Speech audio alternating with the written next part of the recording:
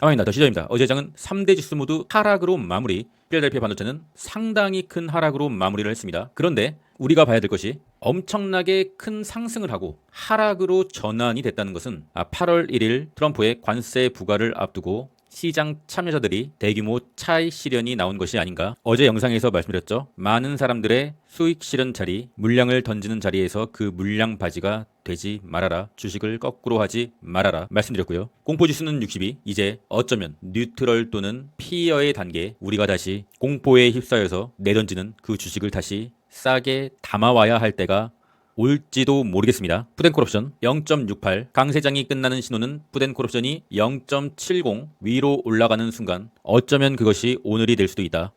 US100 나스닥 지수 현재 파란색 안드로메다 라인을 이탈하려고 하고 있습니다. 물론 그 밑에 21선 받쳐주고 있지만 직전 양봉을 완전히 잡아먹는 음봉이 떴다. 하락 장악형 캔들이 떴습니다. 종전에도 보면은 지난 12월 하락 장악형이 뜨고 나서 추가적인 하락, 그리고 지난 2월 하락 장악형이 뜨고 나서 추가적인 하락, 그리고 작년 7월 하락 장악형이 뜨고 나서 추가적인 하락. 현재 나스닥은 여전히 고점이고 우리의 계좌는 여전히 큰 플러스권이지만 현재는 위험한 상태, 조정의 초입일 수도 있다.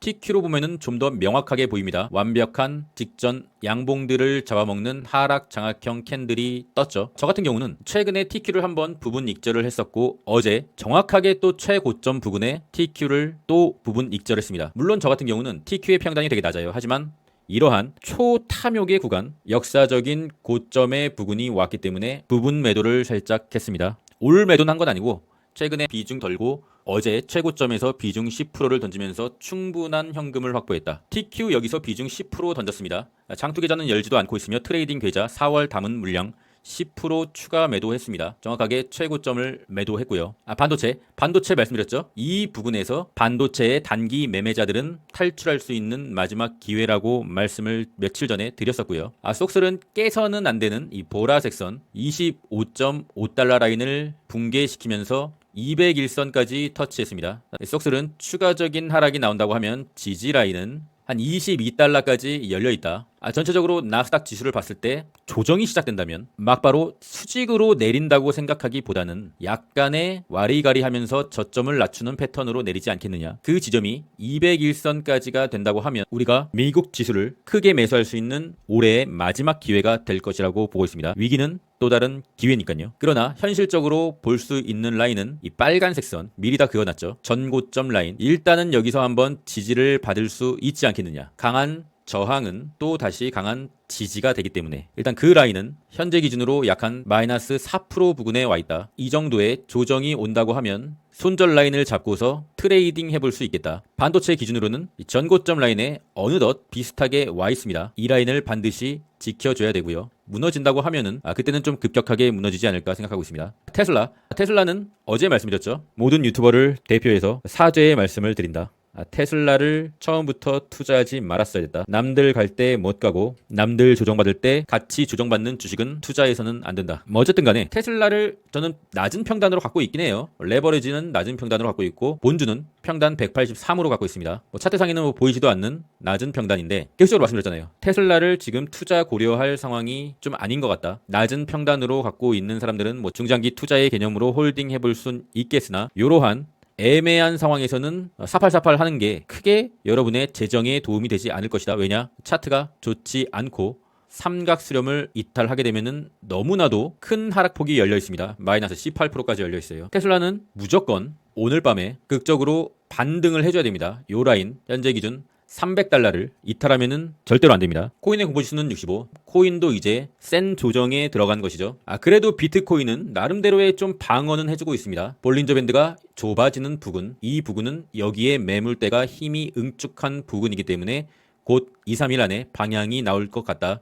라고 말씀드렸죠. 그 방향이 일단은 하방으로 결정된 것이 아니냐. 지지라인은 110K 정도, 지켜줄 수 있는 지지라인은 현재 기준으로 약 한 4% 정도 부근에 위치하고 있다. 지켜주지 못한다고 하면은 상당히 위험한 일이 일어날 거라고 보고 있습니다.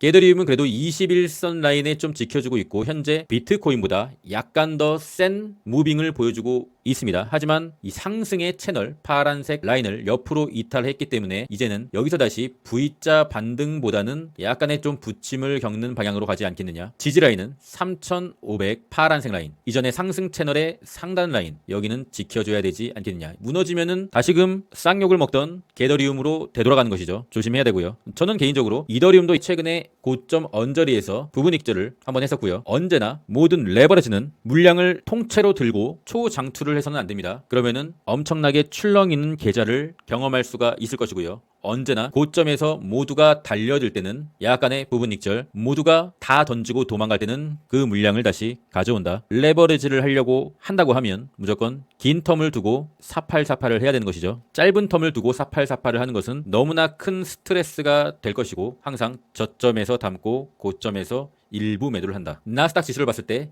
여전히 고점이고 현 자리에서 나스닥이 끝났다라고 말씀드리는 것이 아니라 현재는 조정의 초입일 수도 있으니 매우 조심해야 된다는 말씀을 드리고 있는 겁니다. 그리고 어쩌면 그 부분 익절의 기회는 아직 늦지 않았을 수도 있다. 그런데 부분 익절을 하려고 한다고 하면 부분 익절을 하는 타이밍이 중요하죠. 항상 고점에서 모두가 돈보따리를 들고 주식을 사려고 할 때, 그때가 가장 위험한 순간이다. 어제 영상에서 말씀드렸죠. 그리고 더 시전은 정확하게 부분 익절을 했다. 멤버십에 관심 있으신 분들은 고정 댓글 링크를 확인해 주시고요. 매도 시점, 오를 때 과감히 결별, 보유 종목을 자랑하고 싶을 때 존네프. 투자의 대가의 명언들은 하나도 틀린 게 없더라고요. 잠자는 동안에도 돈이 들어오는 방법을 찾지 못한다면 당신은 죽을 때까지 일을 해야만 할 것이다. 워렌 버핏. 그럼 전 끝까지 하겠습니다. 이상입니다.